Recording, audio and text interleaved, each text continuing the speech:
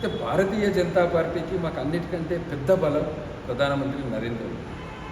మా రెండవ బలం మా పార్టీలో 3 సింహాలు: బండి సంజయ్ గారు, ధర్మపురి అరవింద్ గారు, రఘునందన్ రావు గారు. ఈ 3 సింహాలు మాకు పెద్ద బలం. ఈ 3 సింహాలతో పాటు మా ఆదిలాబాద్ ఎంపీ నగేష్ గారు, మా floor leader LP leader Maheshwar Reddy గారు, పాయల్ శంకర్ గారు, మన కామారెడ్డిలో 2 ముఖ్యమంత్రులను ఓడగొట్టిన వెంకటరమణారెడ్డి గారు, అదేవిధంగా మాకున్న సిర్పూర్ ఎమ్మెల్యే పాల్వాయి హరీష్ గారు కావచ్చు, ఆర్మూర్ ఎమ్మెల్యే రాకేష్ రెడ్డి గారు, అదేవిధంగా ధన్పాల్ సూర్యనారాయణ గారు నిజామాబాద్ నుంచి, అదేవిధంగా ముదోల్ ఎమ్మెల్యే. అంటే ఇక్కడ భారతీయ జనతా పార్టీకి ఒక క్రికెట్ టీం ఉన్నది.